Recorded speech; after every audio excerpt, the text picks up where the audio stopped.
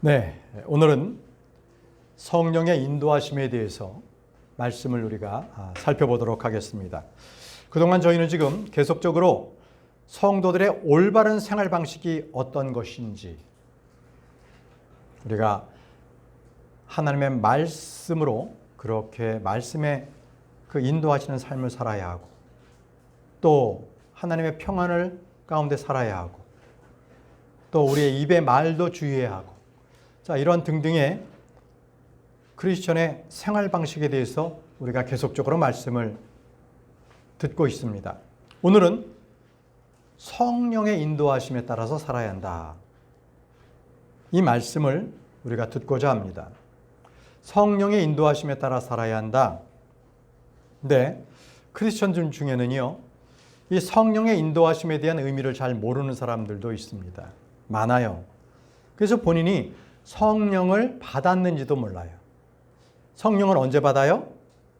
예수 그리스도를 나의 구원자로 받아들이면 그때 성령님께서 내 안에 들어오시는 거죠. 자, 그래서 성령님은요, 성령님께서 내 안에 들어와 계신다는 건 어떤 방법이나 기술이 아니라 이것은 주어진 말씀이고 실제 우리의 삶 가운데서 역사하시는 하나님이십니다.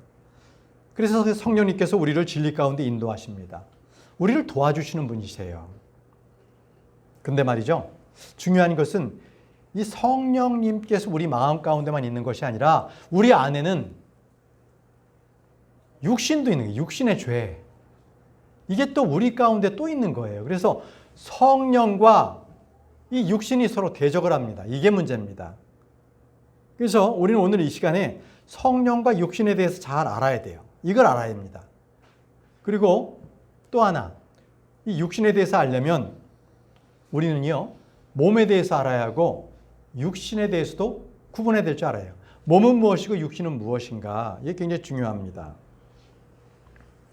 우리가 어떻게 구성되어 있어요? 영, 혼, 몸 세 가지로 구분되어 있습니다. 그죠? 일반 교회에서는 몸과 영혼 해가지고 이렇게 이원론으로 하는데 그거 안 됩니다. 그것은 안 돼요. 그 플라톤의 이원론을 따라가는 것이고, 우리는 성경 말씀대로 우리는 영과 혼과 몸으로 되어 있다는 것입니다. 그런데 여기서 이 몸은요, 육신의 장막입니다. 옷과 같은 거예요. 그래서 이것은 우리의 집으로도 표현되고 혼이 거하는 곳이기 때문에 건물로도 표현을 합니다. 그래서 이 몸은 상당히 중요한 겁니다. 몸은 중요한 거예요. 크리스천의 몸은요, 성령님의 전이기 때문에 그렇습니다. 하지만요, 이 몸이 아니라 육신이라고 표현할 때 이 몸 안에는요, 죄가 있는 거예요. 그걸 육신이라 그래요. 육신.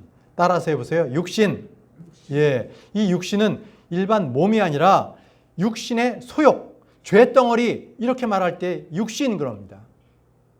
그래서 몸과 육신은 구분할 줄 알아야 되는 거예요. 성경에서 몸은 우리가 건전하게 하나의 지체로서 세워져 가는 것, 하나님의 성전 할 때 몸, 바디라고 하고, 프레시, 그냥 고기 덩어리, 이거 할 땐 육신이라 그래요. 그거는 죄의 소욕 가운데 있는 그 몸뚱아리들, 이렇게 얘기하는 거예요. 그래서 그게 구분이 돼야 되는데, 로마서 7장 25절에 이렇게 말씀하세요. 나는 우리 주이신 예수 그리스도를 통하여 하나님께 감사드리노라. 그렇기에 나 자신은 생각으로 하나님의 법을 섬기나 육신으로는 죄의 법을 섬기는다. 자, 분명히 생각으로는 하나님의 법을 섬기려고 성령을 따라 행하려고 하는데, 나의 육신은요, 이 죄덩어리이기 때문에 죄의 법을 섬긴다는 거예요. 죄의 법을. 이게 문제래요, 이게. 그래서 크리스천은요, 분명히 구원받았음에도 죄 가운데 거하는 사람들이 있어요. 죄. 바로 그는 죄의 쾌락과 죄의 소욕과 죄의 종으로 살아가는 거예요. 구원받았음에도 그런 자들을 육신에 속한 자라고 합니다. 육신에 속한 자. 영적인 자가 아니에요. 아직 어린아이 상태, 어린아이처럼 젖먹이 상태로 있는 자를 육신에 속한 자라고 얘기를 합니다. 그래, 육신에 속한 자의 특징은요, 구원받았음에도 그의 말이 좀 걸쭉합니다.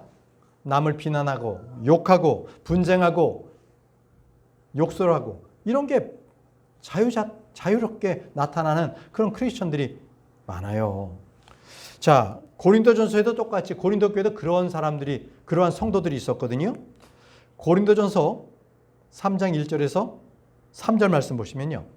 그런즉 형제들아 라고 했어요. 고린도 교회 성도들에게 하는 거예요. 지금 형제들아, 나는 너에게 영적인 자들에게 말할 수 없었고 오직 육신적인 자들에게 곧 그리스도 안에 있는 아기들에게 하듯 말할 수 있었노라. 아니, 믿음이 없으니까 영적인 것을 얘기할 수가 없는 거예요. 그러니까 육신적으로 얘기하는데 아주 어린아이가 젖 먹듯이 그렇게 쉬운 걸로만 얘기할 수 있었다는 거예요. 사도 바울이 고린도 교회 성도들이 아직 육신적이니까. 보세요. 내가 너희를 젖으로 먹였으나 음식으로는 하지 아니하였노라. 딱딱한 거, 고기를 못 먹이고 그저 젖으로 먹였다는 거예요. 이는 지금까지 너희가 그것을 감당할 수 없었고 지금까지도 너희가 감당할 수 없기 때문이라. 이는 너희가 여전히 육신적이기 때문이라. 그러니까 아직은 육신적으로 옛사람을 벗어버리지 못하긴 그런 상황을 살기 때문에 영적인 말씀이 그들이 받아들이지 못하고 있는 거죠. 이는 너희 가운데 시기와 분열과 분쟁과 분열들이 있으므로 너희가 육신적이지 아니하냐. 세상 사람들과 똑같이 행하지 아니하냐. 이는 너희 가운데 또한 육신적인 사람처럼 살아가는 것 아니냐. 육신적인 사람이라는 거예요. 예수님을 믿어도 육신적으로 살아가는 사람들이 있다는 거예요. 세상 사람들과 같이 똑같이 살아가는 사람들이 있다라는 것입니다. 이처럼 크리스찬은요, 영적인 사람, 성숙한 크리스찬이 있는가 하면 육신적인 사람이 있다는 거예요. 두 가지 분류가 있어요. 그런데 예수님께서 십자가에 못 박혀 죽으신 그 목적이 있습니다. 그것은 바로 우리의 죄의 몸, 육신을 십자가에 못 박기 위한 거예요. 육신을. 그래서 이 그리스도로 말미암아, 그리스도의 몸으로 말미암아 우리 육신 또한 십자가에 못 박으라는 거거든요. 그래서 갈라디아서 5장 24절에 이렇게 말씀하세요. 그런즉 그리스도께 속한 자들은, 그러니까 그리스도를 믿는 자들은 육신과 함께 욕정과 욕망들을 어디에 못 박았어요? 십자가에. 다시 말하면 저와 여러분들이 예수 그리스도를 믿는 순간 우리의 옛사람, 육신, 죄덩어리는 십자가에 못 박혀서 죽었다는 거예요. 이걸 믿으라는 겁니다. 그리고 나는 새 사람으로 태어난 거예요. 새 사람은 성령께서 임하시는, 성령께서 주시는 새 생명입니다. 그래서 내가 그리스도와 함께 십자가에 못 박혀 있다는 것은 내가 지금 이 몸이 아니라 육신 덩어리가, 옛사람이, 옛 본성이 십자가에서 이미 죽었다는 것입니다. 이해되시죠? 이제 우리는요, 죄로부터 해방됐어요.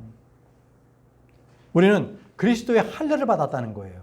다시 말하면 육신의 그 덩어리로부터 딱 할례를 받아가지고 혼과 이 육신이 분리가 됐다는 것입니다. 보세요. 골로새서 2장 11절 굉장히 유명한 구절이에요. 그리스도의 할례라는 것은, 이것은 잘 가르치지 않는 교리 중에 굉장히 참으로 심오한 교리입니다.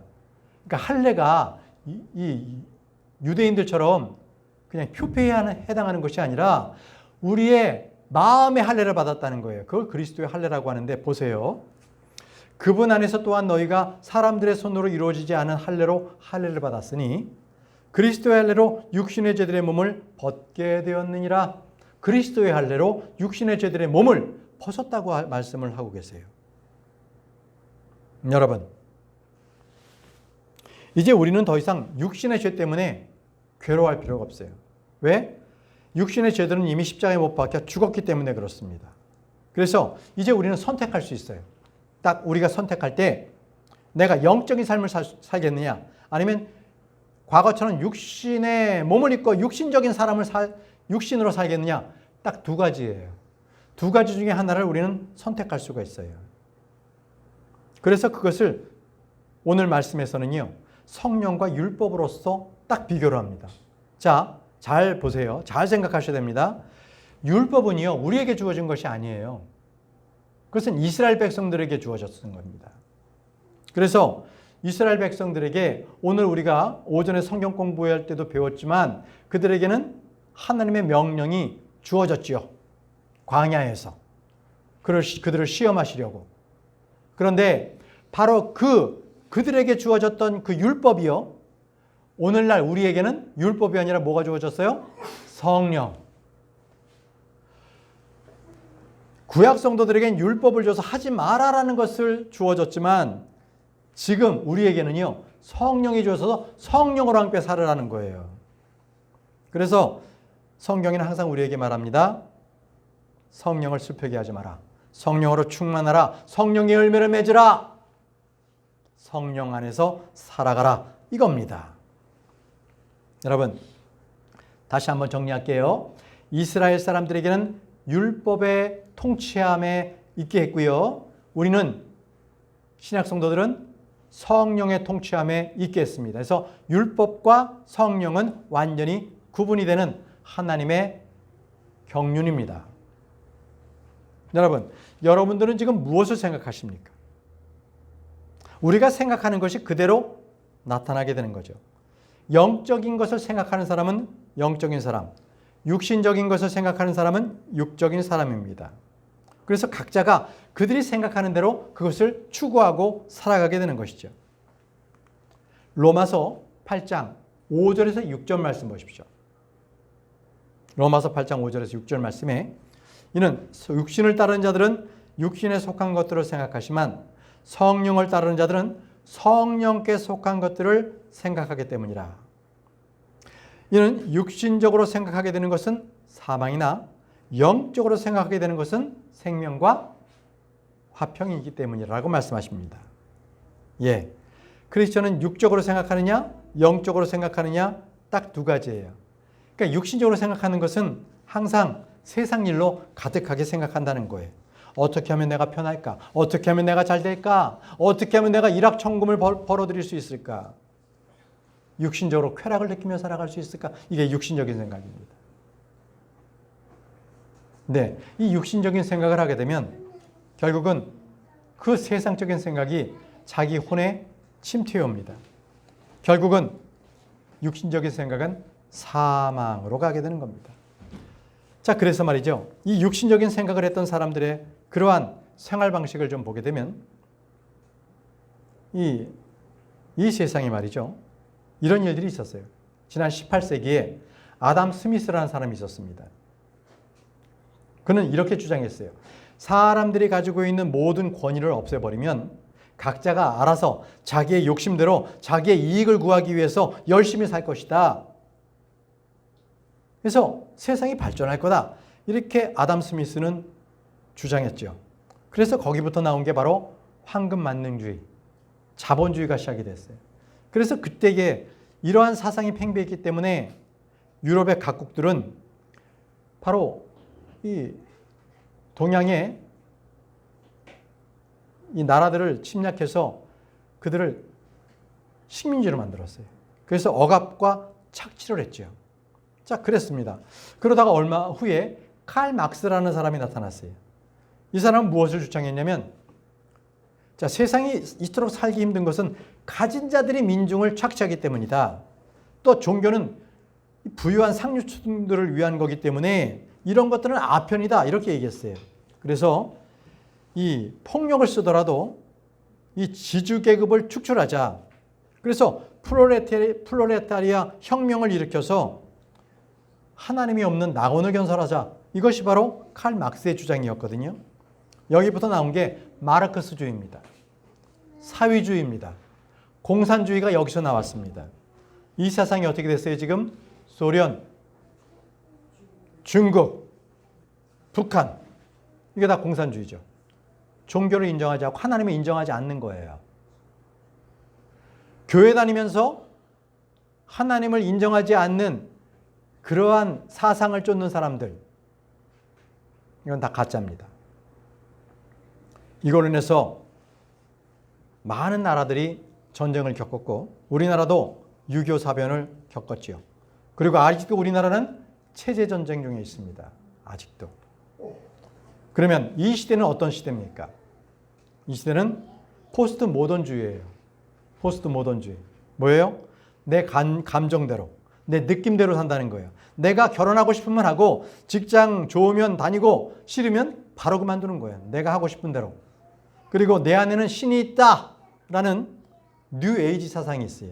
내 안에 신이 있다. 나는 뭔가 좀 개발하면 나도 신처럼 될 수 있다라는 거예요. 그게 요즘 사람들을 휘어잡고 있는 그 사상입니다. 자, 여러분, 하나님께서는 많은 기술 축적을 통해서 이 마지막 때에 많은 첨단 과학을 발전시키게 하셨습니다. 그런데 이러한 많은 개발에도 불구하고 사람들은 하나님께 감사하기를 하기는커녕 도리어 자기들이 이런 것을 이뤄냈다라고 자화자찬하고 있습니다. 그랬더니 어떻게 돼요?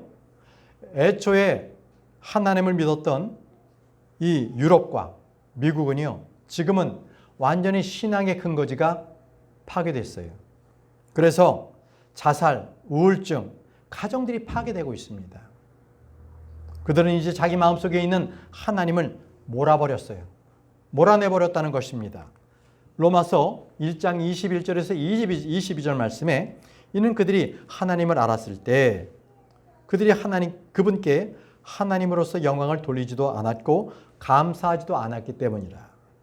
오히려 그들의 상상 속에서 허망해지고 그들의 어리석은 마음이 어두워졌으므로 그들은 스스로 지혜롭다고 공언하면서 어리석은 자가 되었더라 이렇게 얘기합니다. 그러니까 하나님을 멀리하고요, 스스로 자기가 지혜 있는 척했습니다. 여러분 뭐 여행을 가보시거나 여러분들 일반 매체에서도 많이들 듣고 보셨을 거예요. 지금 유럽 이런 교회들이 예배는 드릴 사람이 없고 거기가 관광지로 변하거나 또는 술집으로 변했던 거예요. 교회가 술집으로 변한 거예요. 미국의 지금 기독교도 완전히 지금 침몰해 가고 있는 그런 상태입니다. 자, 지금 여러분들께 말씀드린 이것이 바로 육신의 정욕대로 살아간 사람들의 생활 방식, 그것의 결과입니다. 결국은 하나님을 떠난 자들의 모습인 거죠. 자, 그러면 주님께서는 우리에게 뭐라고 말씀하시는지 오늘 본문 말씀을 우리 함께 살펴보도록 하겠습니다. 다 같이 갈라디아서 5장 16절 말씀을 펴시기 바랍니다. 오늘 본문 말씀입니다. 계속적으로 갈라디아서 5장 말씀을 우리가 함께 살펴볼 것입니다. 자, 먼저 갈라디아서 5장 16절 말씀을 함께 읽겠습니다. 시작. 그런즉 내가 이것을 말하노니 성령 안에서 살아가라. 그리하면 너희가 육신의 정욕을 이루지 아니하리라. 자, 사람들이 주지 않은 것은 다 육신의 정욕대로 말하는 거예요. 그런데 주님께서 말씀하신 육신의 정욕대로 살아가지 말고 성령 안에서 살아가라는 거예요. 성령 안에서. 왜냐하면 육신과 성령은 서로 전쟁을 벌입니다. 우리 마음속에서. 육신으로 살 것인지 성령으로 살 것인지 그렇게 계속적으로 전쟁을 하는데 육신을 따라 살면 성령이 소멸해요. 성령대로 살면 육신이 소멸합니다.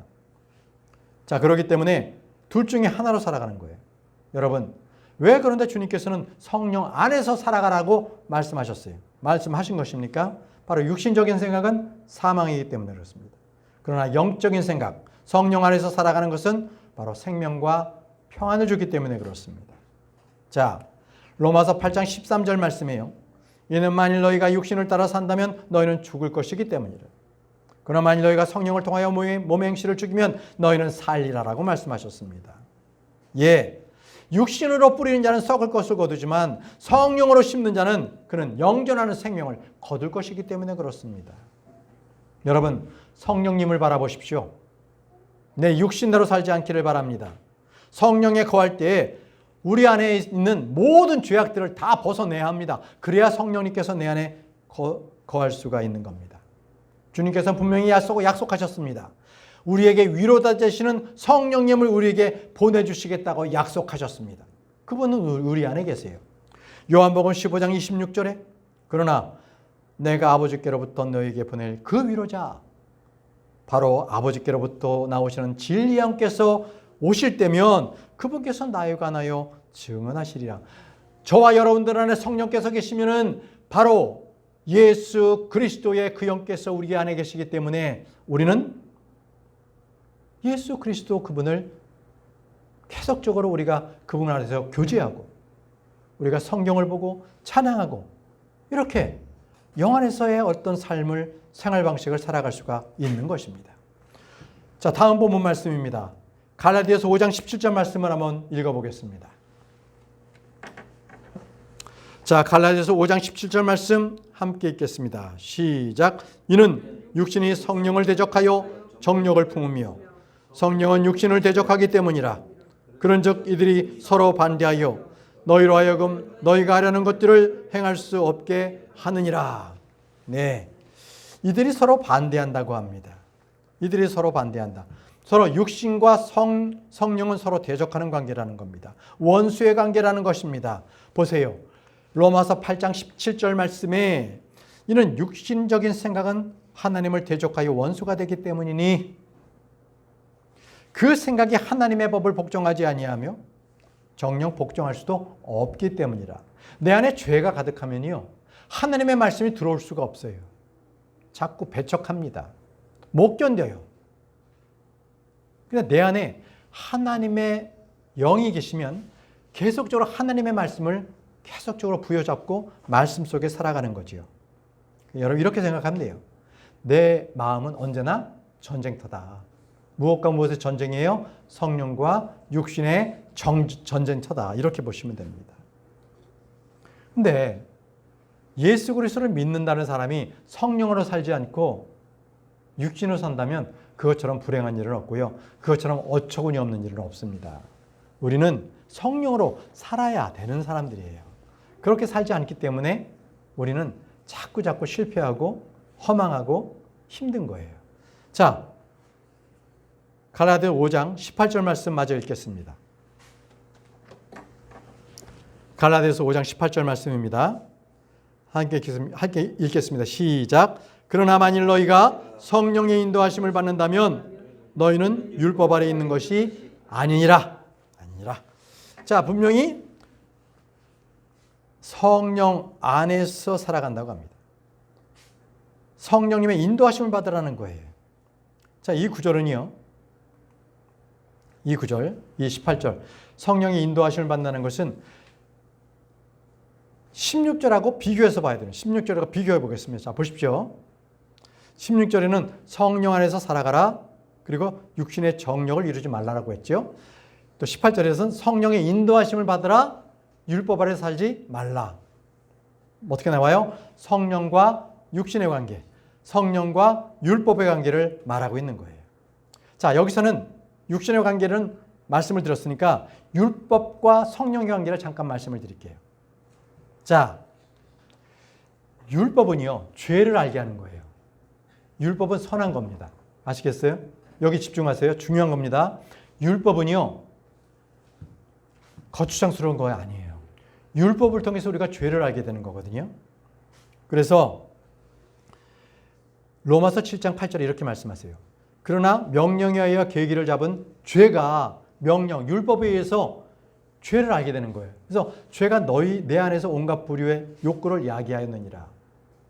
이는 율법이 없이는 죄가 죽었기 때문이라고 말씀하세요. 자, 제가 간혹 이렇게 이 사례를 드는 게 있는데 율법이 뭐냐면 법이거든요. 제가 예전에 어느 국가에 이 출장을 갔었어요.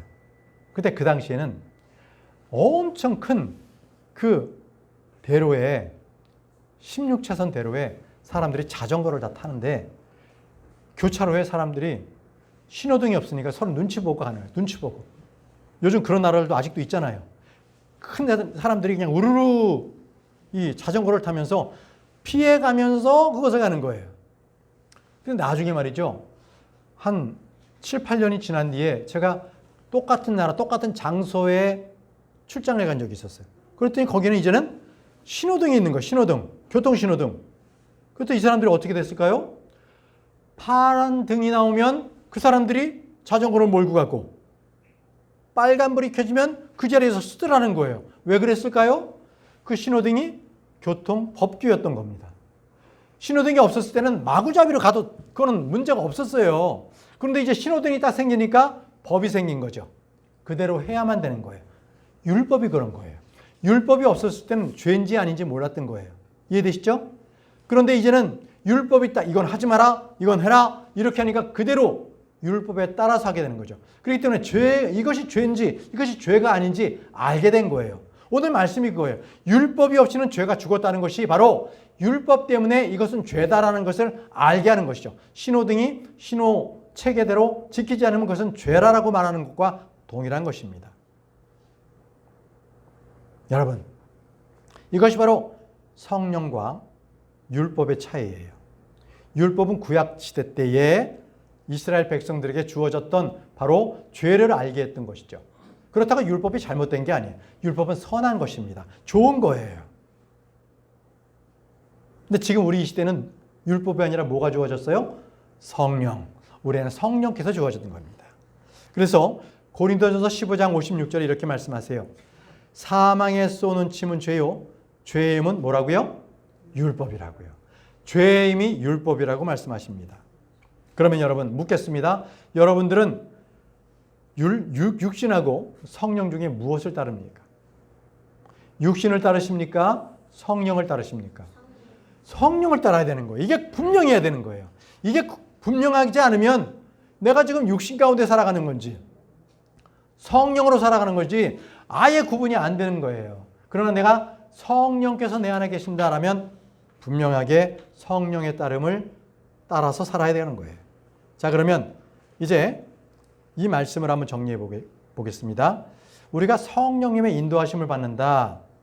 그러면 성령께서 우리를 어떻게 인도하시는지를 우리가 알아야 되잖아요. 우리가 그거를 알면 내가 지금 성령의 인도하심을 받는구나라는 것을 알고 따를 수 있을 거예요. 자, 한번 보겠습니다. 성령님은요, 첫 번째 우리를 매일 매 순간 인도하시는 분이세요. 성령님은 내가 기도할 때뿐만이 아니라 언제든지 나를 인도하시는 분이세요. 그래서 자, 여러분 출애굽 때요, 하나님께서는 이스라엘 백성들을 40년 동안 인도하셨거든요. 그래서 어떻게 인도하셨냐면 아시죠? 40년 동안 주님께서는 밤에는 불기둥, 낮에는 구름기둥으로 이스라엘 백성들을 광야 가운데 인도하셨어요. 그리고 어떨 때는요, 불과 구름기둥이 바로 그 성막 안에서 서 있을 때 그들은 그곳에서 성막을 치고 기다렸어야 되는 거예요. 몇 년이고 그 자리에 있으면 그들도 그곳에서 성막에서 치고 기다렸어야 되는 거예요. 보시죠. 민수기 9장 17절에서 18절 말씀이에요.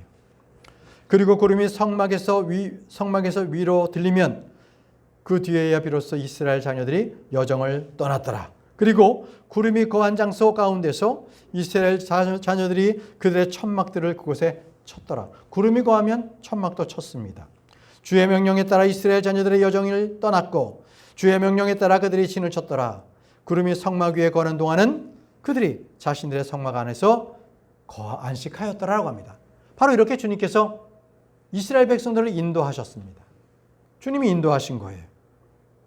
여러분, 그 당시에는요, 이스라엘 백성들에게 이적과 표적을 행하셔서 우림과 둔빔 이런 것들도 보여주셔서 그들을 인도하신 거예요. 근데 지금은 어떻게 되죠? 그런 이적과 표적은 주님께서 주시지 않으세요. 분명히 성령님께서 인도를 하시는데도 불구하고 분명히 이적과 표적은 우리에게 보여주지 않는 거예요. 그럼 우리는 성령님의 인도하시면 어떻게 할 수 있을까요? 두 번째로 보십시오. 성령님은 우리를 말씀을 통해 인도하십니다. 무엇을 통해서요? 말씀을 통해서 지금은 인도하세요. 우리가 이제 천성에 올라가는 그때까지 주님께서는 매 순간 말씀을 인도하십니다. 바로 이스라엘 백성들을 율법으로 인도하셨던 것처럼 우리는 지금은 말씀을 통해 인도하십니다. 시편 25편 5절 말씀에 당신의 진리로 저를 이끄시고 저를 가르치소서. 이는 당신께서 나의 구원의 하나님이시기 때문이다. 제가 종일 당신을 기다리고 있나이다 라고 했습니다. 자, 당신의 진리로 저를 이끄소서, 저를 가르치소서라고 했습니다. 여기서 당신의 진리가 뭐예요? 말씀. 하나님의 말씀입니다. 하나님의 말씀을 통해서 우리는 배워야 합니다.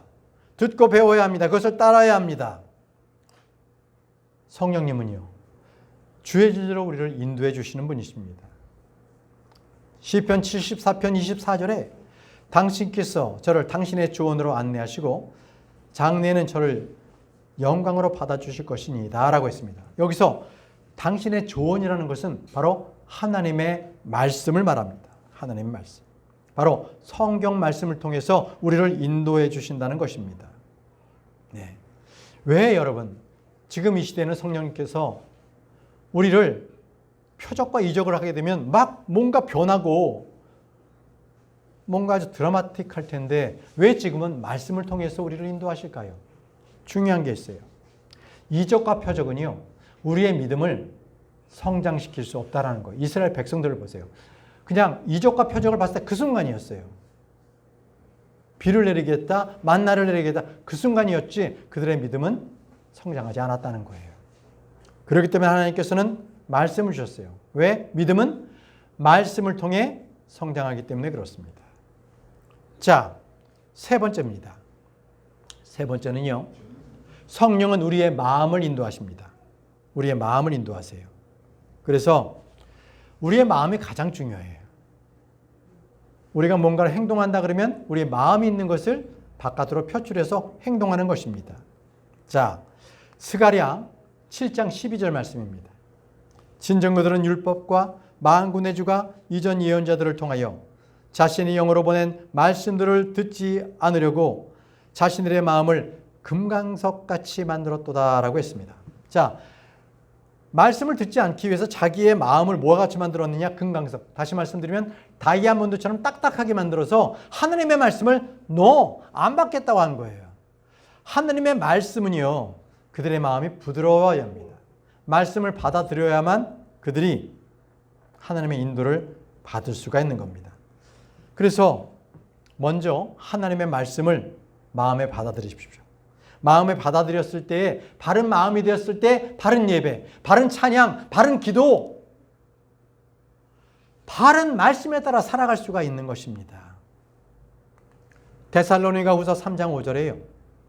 그리하여 주께서 너희의 마음을 하나님의 사랑과 그리스도를 기다리는 인내 가운데서 인도하여 주시기를 기원하노라 라고 말씀했습니다. 다시 말하면 너희의 마음을 인도해 주시기를 간구했던 것입니다. 여러분, 주님께서 우리에게 주시는 원하시는 마음이 무슨 마음입니까? 우리의 마음은요, 정직해야 되고요, 선해야 되고요, 겸손해야 합니다. 이것이 주님의 말씀을 받는 성령님께서 우리에게 원하시는 마음이에요. 우리의 마음이 단순하고 순수해야 합니다. 거짓이 없는 진실한 마음이 되어야 합니다. 또 우리 마음 가운데 무엇보다 중요한 것은 주를 두려워하는 마음이 있어야 되는 거예요. 뭐라고요? 주를 두려워하는 마음이 우리 가운데 있느냐는 거예요. 자, 잠언 9장 10절에 주를 두려워하는 것이 지혜의 시작이라고 말씀하셨습니다. 주를 두려워하는 것, 그것은 바로 예수 그리스도를 아는 지식의 시작인 것입니다. 여러분, 주를 두려워하지 않기 때문에 하나님의 말씀을 우습게 알고 하나님을 우습게 여기는 거죠. 우린 그래서는 안 됩니다. 자, 네 번째는요, 성령님께서는요, 우리를 가르치셔서 인도하신다라는 겁니다. 성령 우리를 가르치시고 인도하신다. 여러분, 여행 가시면요, 해외여행 같은 데 가시면 여행에 안내자가 있잖아요. 그 안내자가 우리에게 뭐라 그러냐면 이 여행을 할 때 중요한 규칙을 얘기해요. 자, 정확한 시간에 모여야 합니다. 자, 어디에서 모여주세요. 그리고 어디에 가서는 무엇을 조심해야 됩니다. 이렇게 다 안내를 하고 여행의 가이드를 하는 거죠. 여러분, 그렇듯이 성령님께서는요, 우리를 가르쳐 주세요. 뭘로? 성경으로. 성경 말씀으로 우리를 가르치시고 인도하시는 분이십니다. 시편 143편 10절 말씀에 저를 가르치시어 당신의 뜻을 행하게 하소서. 당신께서는 나의 하나님이시기 때문이다. 당신의 영은 선하시니이다. 올바른 지역 가운데로 저를 이끌소서라고 했습니다. 여러분, 성령님은 저희를 가르치시고 인도하시는 분이십니다.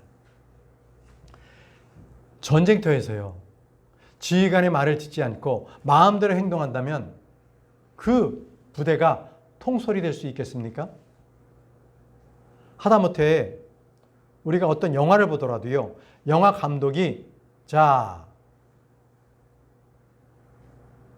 스타트 하면서 뭔가 이 액션을 갖다가 가했단 말이죠. 그런데 거기 있는 배우가 감독의 말에 따르지 않고 자기 한 대로만 한다면 영화 감독이 컷! 하고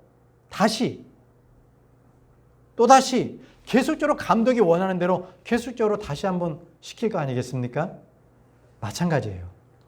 성령님께서는요, 우리가 성령님께서 원하시는 대로 하기를 원하세요.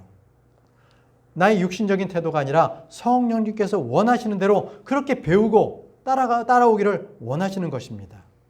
그렇기 때문에 저와 여러분들이 성령님으로부터 말씀을 배우지 않고 나는 하나님의 인도하심을 받는다. 다 가짜입니다. 거짓입니다. 그런 경우는 없습니다. 잠언 4장 11절에 내가 지혜 가운데서 너를 가르쳤노라. 내가 옳은 행로들 가운데 너를 이끌었노라라고 말씀하셨어요. 여러분, 주님은 분명히 우리를 가르치시고 인도하십니다. 여러분, 이제 말씀을 좀 정리하려고 합니다. 여러분, 여러분들의 주인이 누굽니까? 납니까? 아니면 주님이십니까? 나의 주인이 나라, 내 스스로다면 그는 육신적으로 살아가는 사람이에요. 그러나 나의 주인은 내가 아니라 하나님이십니다. 라는 분은 분명히 그는 성령을 모셔드린 사람이에요.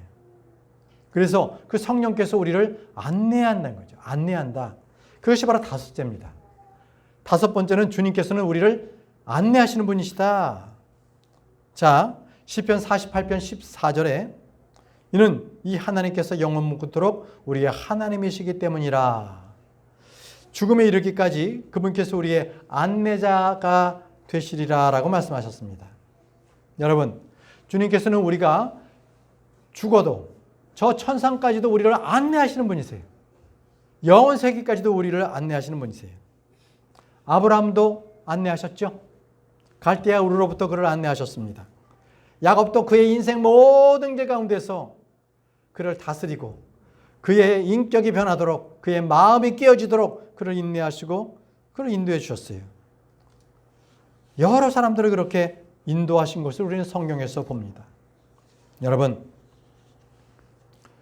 누구를 인도하셨다? 이거는 가장 좋은 사례가 성령님의 인도하심을 받은 것. 그것은 아브라함의 종 엘리에젤의 경우입니다. 자, 그가 이제 이삭의 아내를 구하려고 먼 길을 떠났지요. 떠났을 때 그가 하나님께 구했어요. 그 구한 모습이 바로 성령님의 인도하심을 구한 거라요. 자, 우리 한번 창세기를 한번 가보겠습니다. 창세기 24장입니다. 자, 엘리에젤이 성령님을 어떻게 찾았는지 한번 우리 창세기 24장을 보겠습니다. 창세기 24장 12절에서 14절입니다. 창세기 24장 12절에서 14절 말씀. 자, 제가 읽을게. 눈으로 따라오세요. 그리고 그가 이같이 말하였더라. 오 나의 주인 아브라함의 주 하나님이여, 제가 당신께 간구하오니 이날 저를 형통하게 해주소서. 저희 주인 아브라함에게 친절을 보여주소서. 보소서, 제가 여기 물이 있는 우물 곁에 서 있나이다. 그리고 이 도시 사람들의 딸들이 물을 길러 오나이다. 그런즉 이러한 일이 일어나게 하소서. 곧 제가 젊은 여인에게 말하기를 내가 그대에게 간구하노니 내가 마실 수 있도록 그대의 물동이를 내려달라 하면 그녀가 말하기를 마시소서. 그리하면 제가 당신의 낙타들에게도 마실 것을 주겠나이다 하게 하소서. 자, 이게 지금 엘리에젤이 주님께 기도하고 있는 거예요. 자, 이렇게 나에게 마실 물을 주고 또 낙타에게도 준다면 이것이 바로 주님께서 인도하신 그 여인으로 알겠습니다. 이거예요. 제가 당신께서 당신의 종 이삭을 위하여 지정하신 그녀가 바로 그 여자가 되게 하소서. 그리하면 이로써 당신께서 제 주인에게 친절을 보여주셨음을 제가 알겠나이다. 이것이 바로 엘리에젤이 하나님께 구한 것인데 바로 성령님의 인도하심을 구한 거예요. 성령님의 인도하심. 그래서 그는 리브카를 데려오게 될 수 있었죠. 여기서 중요한 겁니다.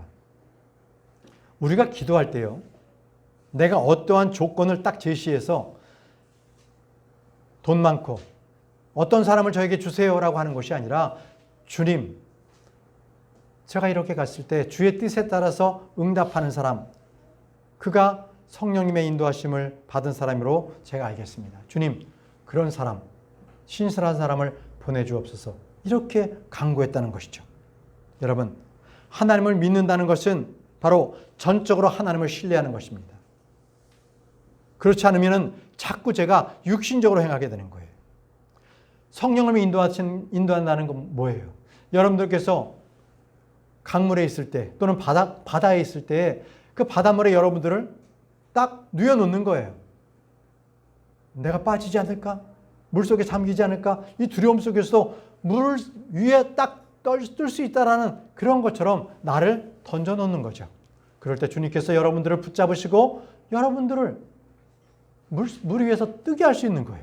바로 그겁니다. 성령님의 인도하심은 바로 내가 빠질 수도 있겠지만 그럼에도 주님께서 나를 붙들어 주실 거야 라는 믿음으로 내 몸을 물속에 던져 넣는 것.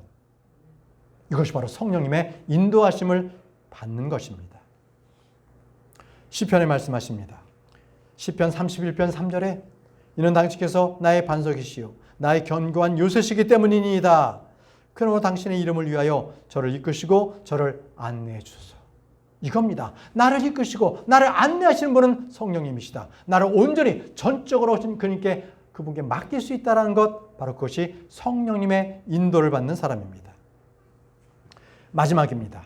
마지막으로, 그런데 우리가 하나님의 인도하심을 받는 것, 이것을 방해하는 것, 이것이 있어요. 그게 뭐예요? 나의 육신. 이 육신이 말이죠, 나를 방해하는 것이 딱 네 가지가 있는데, 이 마귀, 죄, 세상, 그리고 육신, 이 네 가지가 나를 하나님께 가는 것을 막는 요인이거든요. 근데 오늘은 육신에 대해서 우리가 공부하고 있는데, 바로 이 최대의 적인 거예요. 우리의 적. 이것이 육신입니다. 그래서 우리가 성령 안에서 살지 않고 자꾸 육신에 따라 살도록 이 육신은 자꾸 우리를 그리로 끌어들입니다.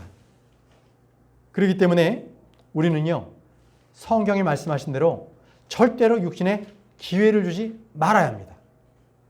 성경은 분명히 우리에게 육신에게 기회를 주지 말라라고 계속적으로 경고를 하고 계십니다. 로마서 13장 12절에서 14절 말씀입니다. 밤이 한참 지났고 낮이 가깝도다. 그러므로 우리가 어둠의 행위를 벗어던지자. 그리고 우리가 빛의 갑옷을 입자. 우리가 낮을 때 같이 정직하게 살아가자. 흥청망청함과 술 취한 가운데 살지 말고 불륜과 음욕 가운데 살아가지 말며 분쟁과 시기 가운데 살아가지 말자. 오직 너희는 주 예수 그리스도로 옷 입으라. 그리고 육신의 정욕들을 실현하고 육신을 위해 기회를 제공하지 말라. 육신에게 절대 기회를 제공하지 말라고 하셨습니다. 여러분, 성령님은 저와 여러분들을 주님께로 인도하시는 바로 그분이십니다. 하나님이십니다. 말씀으로 가르치시고 우리를 돕는 하나님이십니다.